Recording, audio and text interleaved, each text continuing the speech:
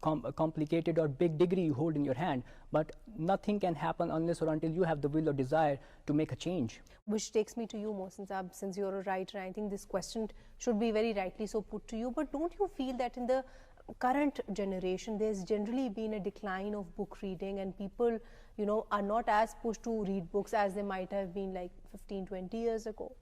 Absolutely, there's a massive decline in book reading, and it's alarming because as they say, nations are built upon knowledge, wisdom, education, intellectuality, and good books, and a good book is considered to be your best friend. So it's about the reading culture that has really declined. Trends have changed over the years. It's about it's about the nation itself, that we people talk and others do. It's not about what you know, it's all about what you do. It's not about what you do, it's all about how you do it. The way you do something is the way how you do anything. So if you do it something, do it the right way, and that's how you're gonna succeed in life. Good is not good enough if it can be better, and better is not good enough if it can be best. Michelangelo said that I have no issues if you aim high and miss, but I have real issue if you aim low and hit. And that's what we as a nation do. We aim low and hit and feel happy that we have achieved something. But others, they aim high, and even if they miss out, they still continue. I'm not concerned that you would succeed. I will be really bothered if you stop trying and fail. Of course, and as they say that, you know, the time to stop trying is when you're actually dead. But talking about social causes and, you know, social inclusion, you know, and taking that point further, I believe that you've written on a varied subject of, you know, subjects from thriller to suspense and everything. But, you know, books generally, they say that they are very message oriented, and, you know, they are supposed to give the readers information and knowledge about a particular topic. So what in that regard has been your message to your readers? Well, I write fiction, but I write meaningful fiction, a book that not only entertains but also enlightens. At the end of the day, I try to devise a package, and that's why I've set new trends worldwide in writing and marketing, because it provides a complete entertaining package. But bottom line is that what message you are giving to the readers at the end of the day, so they keep thinking about it once they are done reading. And let's take it from my first book, The Strange Loyalist, inspired by true events. It was my first book, and it's based upon educational setting.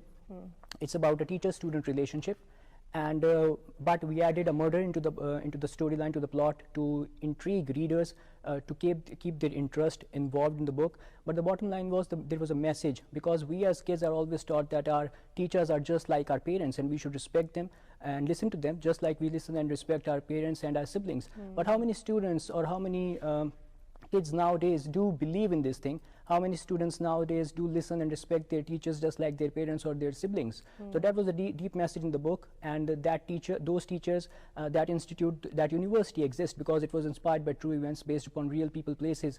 But having said that, then came my other book, Once, then Victim of Shame. And then this current one that you're working on. Then came Wrinkles, and then my 5th international project is scheduled to release, inshallah, worldwide. What role can the society at large play in doing the same? Well, it's a mutual effort, be it at government level or at a level where we as individuals can contribute.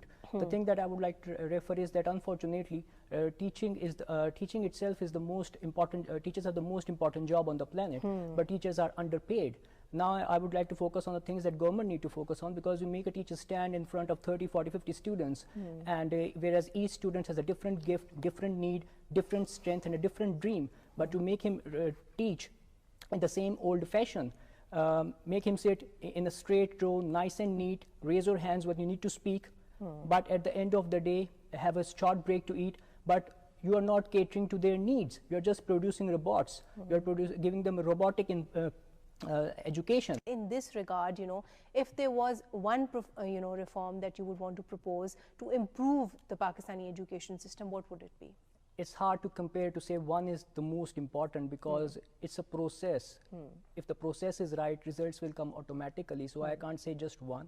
I have 3 things to mention over here. Okay. First of all is that 1,500 executives have quoted that the most important skill they seek in a candidate when they hire is creativity in leadership, to solve a problem.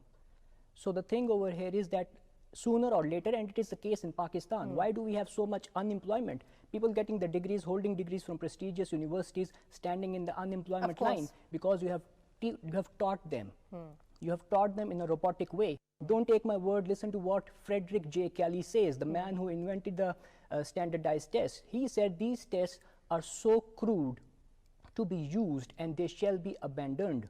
But when a child goes to take admission in a school, college or university, they are actually first judged on that standardized test. So creativity, then comes standardized testing, and these are the things that you need to focus on. You need to make sure that you actually not teach, you train. To teach a student is easy. Your concluding comment be, especially with regards to improving the access and quality of education when it comes to rural areas of Pakistan? 3 suggestions on the personal level and Right. 4 suggestions on, at international level. Sure. But before that, I mentioned those suggestions. I would like to mention that Pitbull's learning is a never-ending curve, and Pitbull said that a teacher changed my life. A good teacher is never on vacation. Therefore, always thank a teacher when you see one. And as far as the 3 suggestions are concerned on a personal level, for all the viewers, for all the audiences across the world, number 1 is that always, I know you are tough, but always be kind. Make sure that you keep your ego aside. Ego is the anesthesia that deadens the pain of stupidity. I'm sure you have a friend or relative you like to mention this to, so I repeat. Ego is the anesthesia that deadens the pain of stupidity. Pride is the burden of a foolish person. John Witten, coach basketball at UCLA. That's what he used to do for a living, but his calling was to make an impact. And guess what he was seen during the week, during all these championships? He used to go to his cupboard, find a broom, and he was seen cleaning his own gym floor. So make sure that you're always humble, you're always kind. You just see Sweden, what Sweden is doing. Students' schooling system, students' educational system, it has outperformed any other educational system around the world. They have shorter school days, teachers are well paid, homework is non-existent, they focus on collaboration instead of competition. Right. So follow Sweden. And that's what Singapore is also doing. I'm not against technology or change. Change is the only constant, but if it is in the right direction. Programs like Khan Academy, schools like Montessori, all these things actually have really created difference around the world in terms of education. So there is no perfect solution, but at least we can address to these problems and strive for education. We can aspire, you know, to work towards them. Of course, there is no system or no person or nothing in the world is perfect. It's not a perfect world. But, you know, at the end of the day, I think wise people are those, wise nations are those which learn from the mistakes of, you know, other nations, other societies, so to speak, and which take on the good things as well. On that note, I'd like to conclude today's show. Thank you so much, Hassan Saab. Thank you so much, Madam Basarat. And thank you so much, Mia Mohsen Saab, for being here with us today. Today, we spoke about the importance of education in Pakistan.